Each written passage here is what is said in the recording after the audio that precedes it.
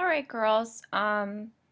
This is my review podcast for Chapter 22, High Renaissance Art and Mannerism in Italy. So, obviously, this is a huge chapter, so I'm just going to try to cover key points, and if there's anything on your test that I didn't get to in class, I will get to it now. So we talked about how in early Renaissance we see a lot of art and architecture in Florence. In the High Renaissance and Late Renaissance, we are primarily in Rome. So here's a map of Rome during the 16th century. You can see the Vatican, the Sistine Chapel, St. Peter's Basilica, kind of this whole complex that we compared to the Greek Acropolis. So it's kind of the same thing, and it's all on this, big plaza called Capitoline Hill. There were a number of different designers and architects involved, but you want to remember that Michelangelo is the one who ultimately designs Capitoline Hill, which shows his interest in urban planning. So we began talking about Leonardo da Vinci. We focused mainly on the Renaissance giants, the superstars of the Renaissance. So they were Leonardo da Vinci, Michelangelo, Raphael, and Titian. So, really remember those guys, know their artwork, know their identifying characteristics.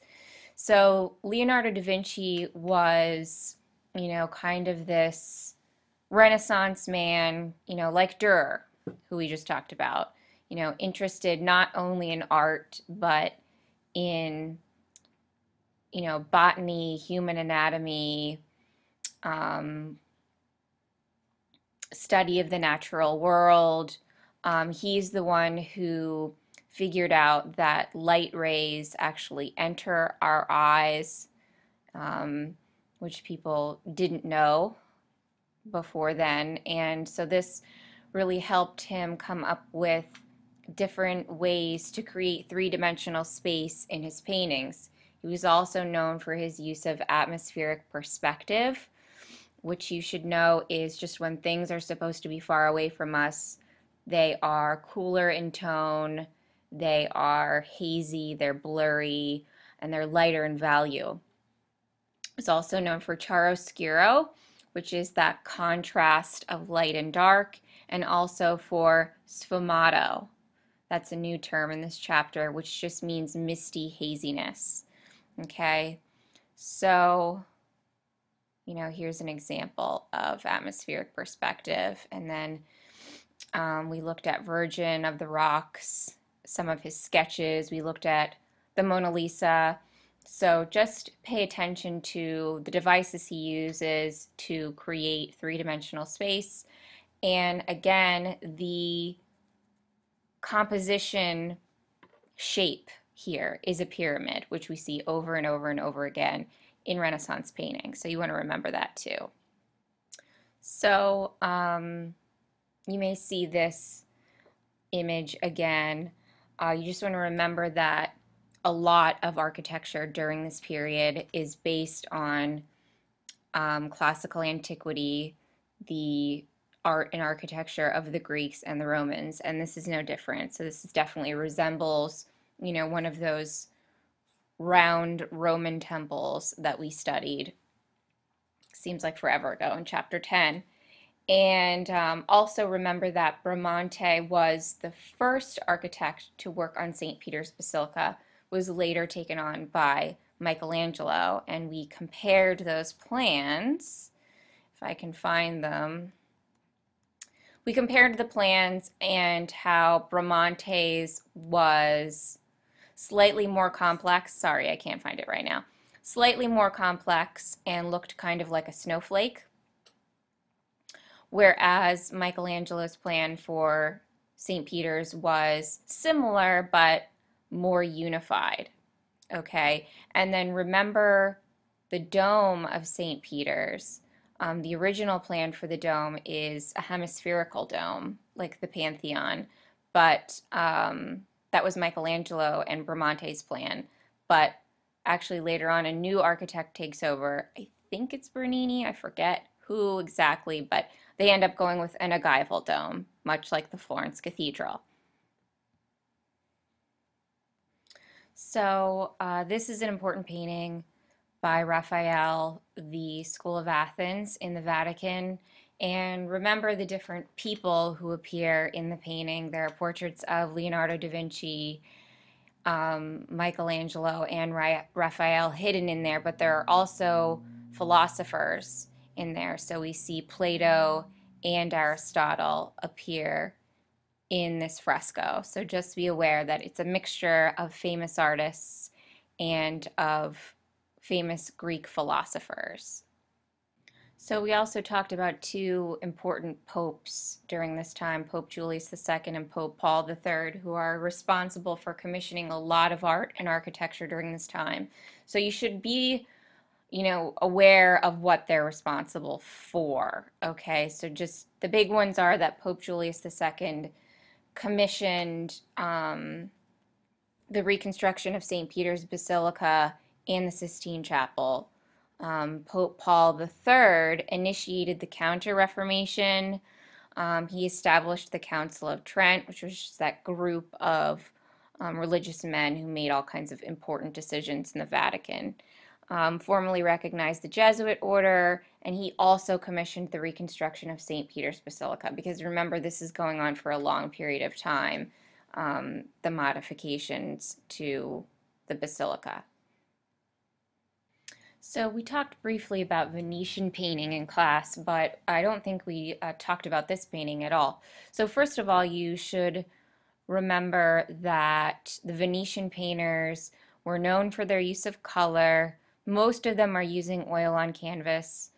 And this movement is generally accredited to Bellini. Okay, so just their use of color as compositional devices to evoke emotion and just, the softened color use is what they're known for. So this one is by Giorgione da Castelfranco, and this is called The Tempest. So you just want to remember that he was a master of the poetic qualities of the natural landscape. So, one of the characteristics of the High Renaissance is this interest in the natural world, part of humanism, studying plants and animals and the human body and rendering them as they actually look. So, we see that here. And there is scholarly debate about what this painting is even about. I think they x-rayed the canvas and found that this man in the red, at one point there was a nude woman standing there, but she was removed and replaced with this man. So there's debate if there's just, no meaning at all, if it's based on historical events, if it's a narrative, we don't really know. But you do just want to remember that it is based on a natural landscape and has poetic qualities to it. So I'm not sure if we spent any time talking about this, but I think this is just such an impressive fresco, and kind of reminds me of Mantegna's ceiling fresco in the Camera Picta that we saw in early Renaissance. So, perfect example of the Renaissance artist's interest in perspective and illusion and creating three-dimensional space. So you just want to remember this guy's name, Antonia Allegri da Correggio, and this is Assumption of the Virgin. So this is, in a domed ceiling in the Parma Cathedral, and just, you have all of these little angels flying around and kind of peering down at us as we look up. So very cool illusionistic ceiling. So chapter 22 ends with Mannerism. It emerges in the 1520s, and we kind of classify it as sort of a break with the norm. I talked about these Mannerist artists kind of growing up in the shadow of people like Michelangelo and Raphael, and how they kind of wanted to start their own style and do something different, and they definitely did. So just remember the characteristics of Mannerism. The description I have in your PowerPoint is imbalanced and unusual complexities, so the weird use of space, ambiguous space, crowded compositions, no real sense of foreground, middle ground, background. Um, so, a big break from earlier painting where they're sort of obsessed with mathematical, linear perspective and making everything look exact. So they kind of throw that, the Mannerists kind of throw that out the window. Um, Departs from convention. Themes included courtly grace and cultured sophistication. So you do have kind of fancy subject matter, people looking like they're royal and whatnot. But then you also have stuff that's kind of weird. Um, the body of a lizard and the face of a little girl and whatnot, and also weird erotic references, commenting on the sins of man and things like that. So that's also being woven in Mannerist painting. And I think we began our discussion on Mannerism with this image, Descent from the Cross by Jacopo da Pontormo.